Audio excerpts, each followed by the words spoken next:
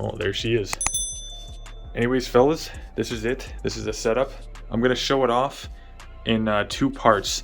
This is gonna be part number 1 because this will be the before, and then I'm gonna do a part 2 later on, which is gonna be the after. Seeing as though I just got all of this foam up on the walls, here's a clip right now of me actually putting it up with Stephanie, and I appreciate her help on that. It was a very easy job, but getting them actually glued onto the little pieces behind them, that was the hard part. Just like trying to get them to stick properly, but we got them all up and it's good now. But this right here, I'm gonna go through every little bit of the actual setup. I'm just gonna show every little piece off. I'll show the stuff that's gonna change as well, and I'll talk briefly about that. So to start it off, we're gonna start over here. This guy I just got up on the wall, but this thing I got off Canvas Champs. It's an absolute beauty. It's a 24 by 36 inch canvas, and I'm pretty sure it's 1.5 inches thick. Yeah, it's about 1.5 inches thick. I do have an extra desk here. This is one that you guys probably saw way back in the old streams when I was living at an old apartment. I used this guy for, I'd say, about 6 to 7 months. I got my trusty tripod for the camera that I still have a lot to learn about, because this is the Canon M50. It's just the regular black body with the really basic, I think it's the 45. Yeah, the 15 to 45 millimeter lens on there. It's absolutely horrible. I do not recommend using that. I really do need to get like a nice wide angle lens, something with just more depth to it, because this if I wanted to record this actual setup with it, which I tried before, but the audio completely messed up. If I wanted to stand right here and get this shot, which I'm using my phone right now, the S21 Ultra, I would have to stand farther than right back here to get like even part of the desk in the actual camera itself. So that kind of sucks. But if you guys saw the actual house tour, which is the last video I did, this right here, I could open it right up. It's just a sliding curtain. It's just to kind of separate out here from my actual little office space. I'll put the actual like layout of the room, so like from wall to wall, exactly how big this room is. I'll put that up on screen now if you guys care to know. It's just a sectioned off part of the basement because that's really all I need. Anyways, we're gonna start with, I'd say, the desk itself. So this is the IKEA Linman tabletop. It is very good if you want to buy something really cheap that'll last you a little while without having to break the bank, but it's not something I recommend over time. I think it's like $40 for this top. If you want to get it in white, it's just $20, I think. I'm not really too sure, but it's not that great. I do not recommend buying it if you guys want something long term, because even just that little scratch right there, that took, I'm pretty sure, 1 day to happen, and I didn't even actually hit it with anything. Something just rubbed against it and it pulled it right out.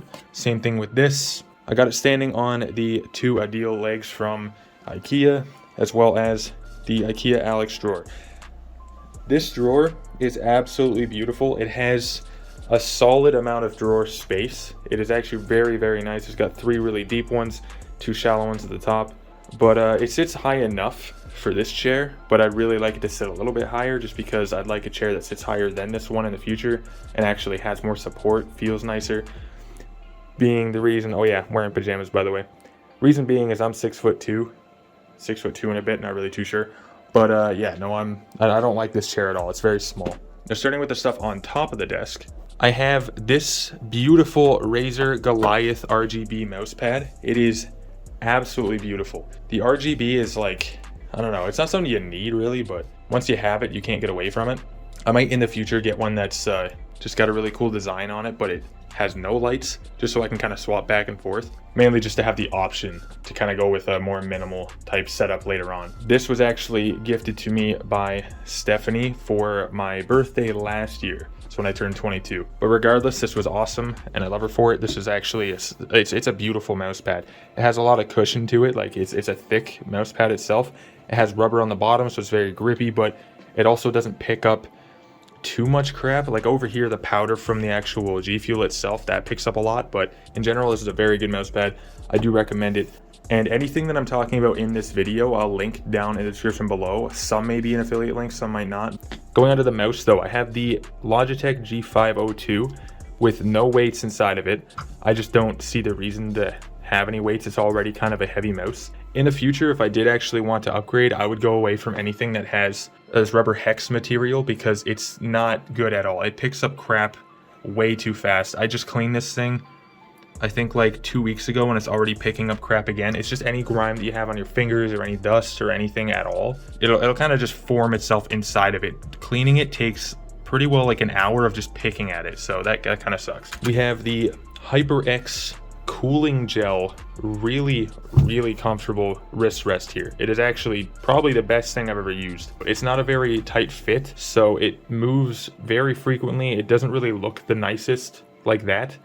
If it was like, you know, tighter and it didn't have so many creases, that would be very nice too. But regardless, it does keep your wrist really cool, so it stops you from sweating so much. Now, my favorite piece that I got recently, this keyboard, which is the Ducky 1-2 Mecha, I think. But this keyboard is, I think it's around $200 with everything on it. It's around 200 and something dollars, everything on it, and or like 40 bucks extra to import it to Canada, which kind of sucks. Got this from Mechanical Keyboards. It is absolutely beautiful. You can change any lighting on it with just the actual keys. It's like the FN, Alt or Control or something, and then T.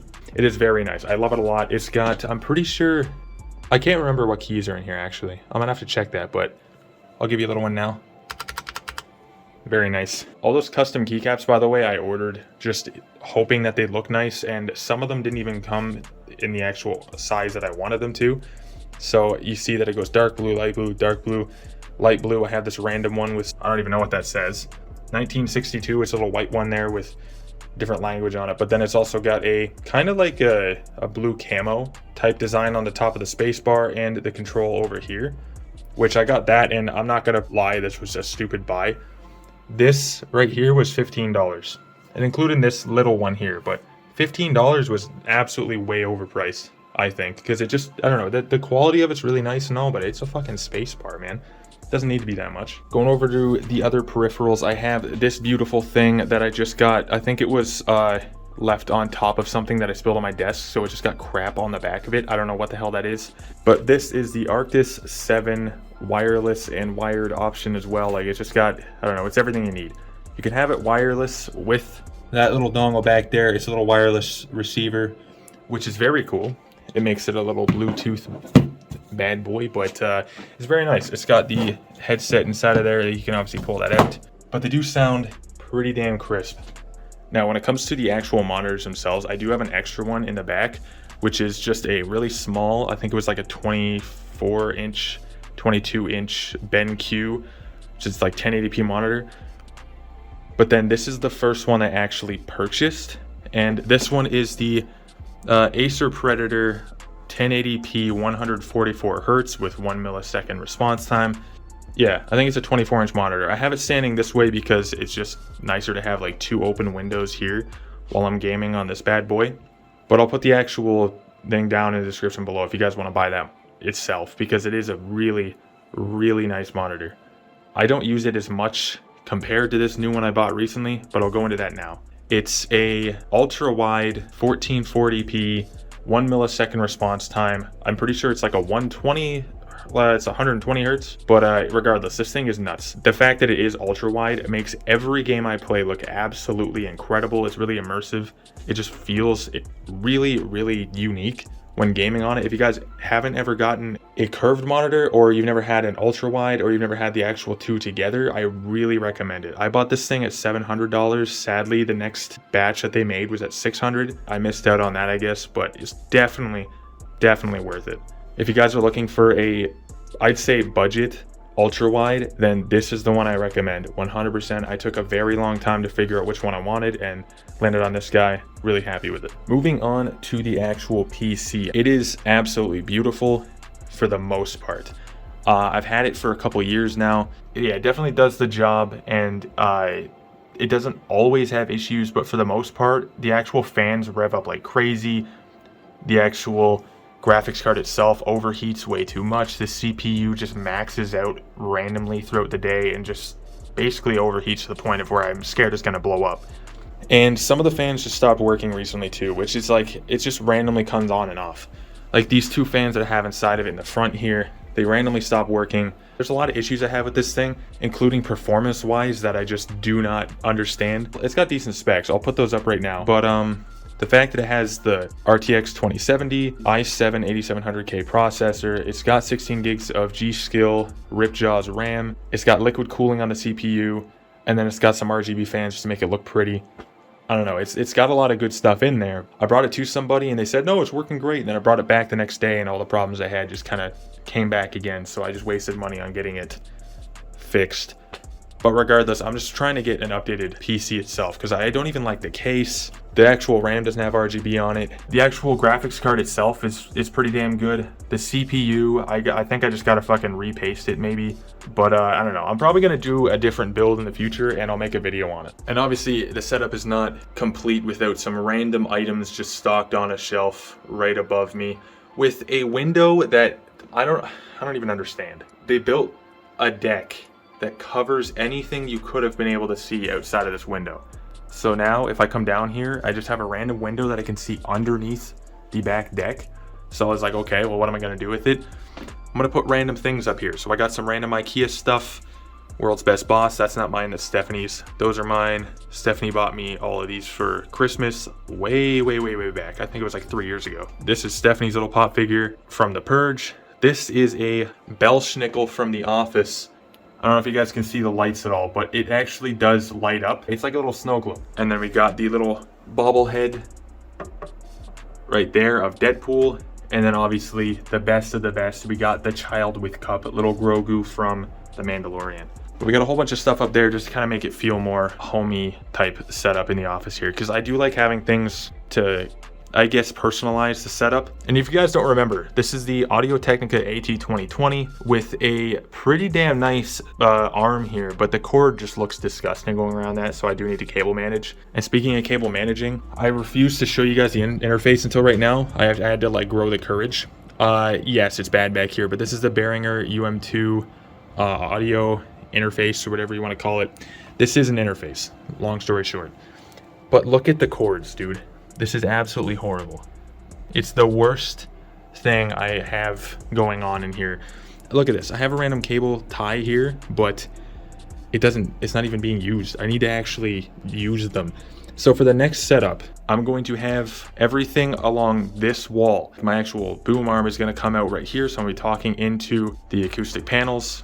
This light is going to be, I don't know, maybe over here looking this way. I'm gonna have a bookshelf or something there to block that little hole there. I'm gonna have the opening just back here instead. I'm gonna show you guys the updated setup in a couple weeks, so look forward to that. But it's all gonna be way better when we're put together. It's gonna actually have cable management and it'll look 10 times nicer than it does right now. I can promise you guys that, so I hope you're looking forward to it. But anyways, it's been the setup. I know it's nothing too spectacular right now. If you guys do want to see cable management in the updated setup that's going to be coming in, I'd say at least 3-ish weeks from the day that this is posted. Then just make sure to let me know in the comments down below. Like, hit the sub button. Again, in the comments, just let me know what you guys want to see other than obviously the next setup. And join the Discord. Thank you guys for watching. I'll see you later.